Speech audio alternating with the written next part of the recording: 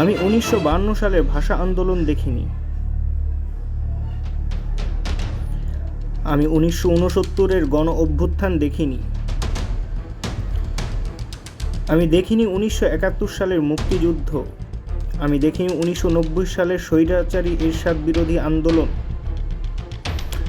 আমি 2018-র নিরাপদ সড়ক আন্দোলনে ছিলাম কোটা সংস্কার আন্দোলনে।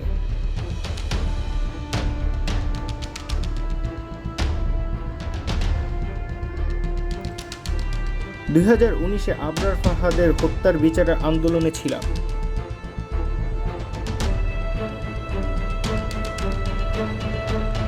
2024-এর কোটা আন্দোলনেও ছিলাম। আমি একজন ছাত্র। সারা দেশের ছাত্রছাত্রীরা আমার ভাই বোন।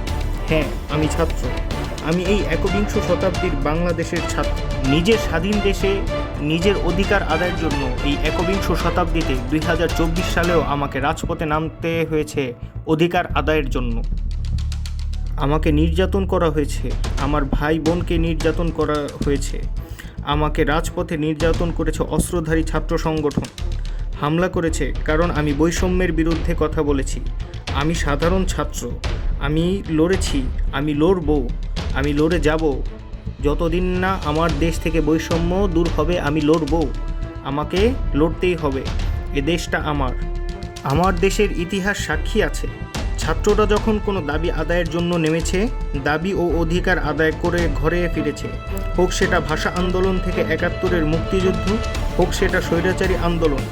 আমি লড়ে যাব আজীবন একজন ছাত্র হয়ে। আমি রাজপথে নেমে আসব যখনই আমার দেশে আমি বৈষম্যের শিকার হব। আমি বাংলাদেশের ছাত্র। কেউ আমাকে দাবায় রাখতে পারবে না। হ্যাঁ, আমি জেনজি। আমি আমার দেশে নতুন করে অধিকার আদায় করে তবেই রাজপথ ছেড়েছি। আমি গর্বিত। আমি দেশ থেকে স্বৈরাচার মুক্ত করতে পেরেছি। আমি গর্বিত। নতুন করে বিজয়ের স্বাদ নিয়েছি। যতবার আমার দেশে আঘাত আসবে, আমার অধিকারে আঘাত আসবে, আমি ততবার রাজপথে নামব। আমি অধিকার আদায় করে তবেই রাজপথ মুক্ত করে দেশকে শত্রু থেকে মুক্ত করে তবেই আমি ঘরে ফিরব। আমি জেনজি, আমি ছাত্র।